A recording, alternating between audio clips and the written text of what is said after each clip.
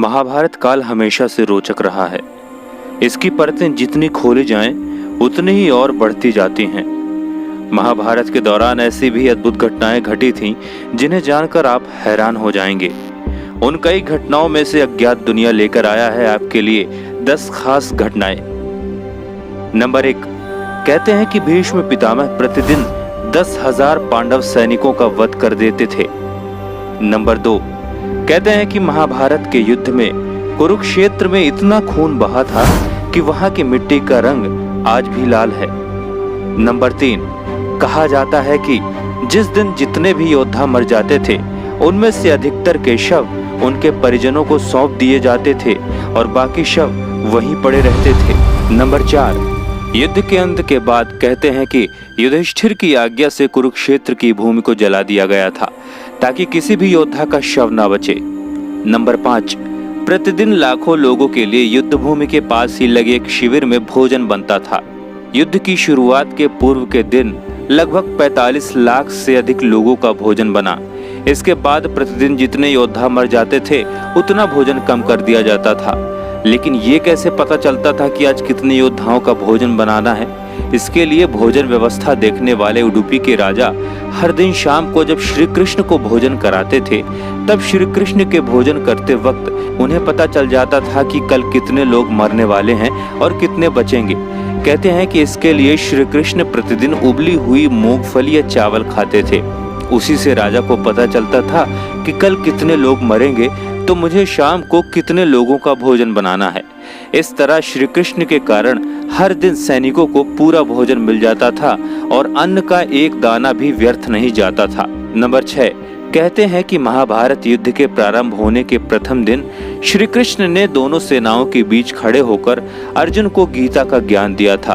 तब तक के लिए उन्होंने समय को रोक दिया था और सभी सैनिक स्तंभ जैसे हो गए थे। नंबर 7, गीता ज्ञान को अर्जुन के अलावा हस्तिनापुर में बैठे संजय ने और अर्जुन के रथ पर विराजमान हनुमान जी ने सुना था। परंतु यह भी कहा जाता है कि वहां के आकाश में उड़ रहे पक्षियों में से कुछ पक्षियों ने भी यह ज्ञान सुना था। नंबर 8, दुर्वासा मुनि के श्राप के प्रभाव से वपु ने गरुड़वंशीय कंधर नामक पक्षी की पत्नी मदनिका के गर्भ से केक पक्षिणी के रूप में जन्म लिया था। उसका नाम तार्क्षी था। बाद में उसका विवाह मंदपाल के पुत्र द्रोण से किया गया। 16 वर्ष की आयु में उसने गर्भ धारण किया। इसी अवस्था में उसके मन में महाभारत का युद्ध देखने की इच्छा जागृत हुई। वो आकाश में उड़ रही थी। उसी समय अर्जुन ने अपने किसी शत्रु के ऊपर बाण का संधान किया था। दुर्भाग्यवश ये बाण तार्क्षी के पंखों को छेदता हुआ निकल गया और वो अपने गर्भस्थ अंडों को गिराकर स्वयं भी मृत्यु को प्राप्त होकर पुनः अपने अप्सरा स्वरूप में आकर देवलोक चली गई। लेकिन उसके अंडे गर्भ विच्छेद के कारण पृथ्वी पर गिर पड़े। संयोगवश उसी समय युद्ध लड़ रहे भगदत्त के सुप्रवीक नामक गजराज का विशालकाय गलघंट भी बाण लगने से टूट कर गिरा और उसने अंडों को ढक लिया। कुछ समय बाद उन अंडों से बच्चे निकले। तभी उस समय मार्ग से विचरण करते हुए मुनि शमीक आ निकले। मुनि उन पक्षी शावकों पर अनुकंपा करके अपने आश्रम में ले जाकर पालने लगे। नंबर 9, महाभारत युद्ध के दौरान द्रौपदी युद्ध शिविर में ही रहती थीं।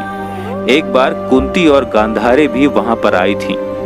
नंबर 10, महाभारत के अंतिम दिन के बाद जब दुर्योधन का वध किया जा रहा था, तो बलराम जी ने आकर दुर्योधन का पक्ष लिया था और तब फिर भीम और दुर्योधन में गदा युद्ध हुआ और अंत में भीम ने दुर्योधन का वध कर दिया था। मित्रों, इन अनसुने तथ्यों के अतिरिक्त और भी रहस्य हैं, जिन्हें हम आने वाली वीडियोस में बताएंगे। वीडियो यदि पसंद आए तो लाइक, शेयर और चैनल को सब्सक्राइब जरूर करें। कमेंट बॉक्स में जय श्री कृष्ण जरूर लिखें। साथ ही हमारे नए मोटिवेशनल यूट्यूब चैनल अज्ञात दुनिया मोटिवेशन को भी सब्सक्राइब कर लें। जय शंकर।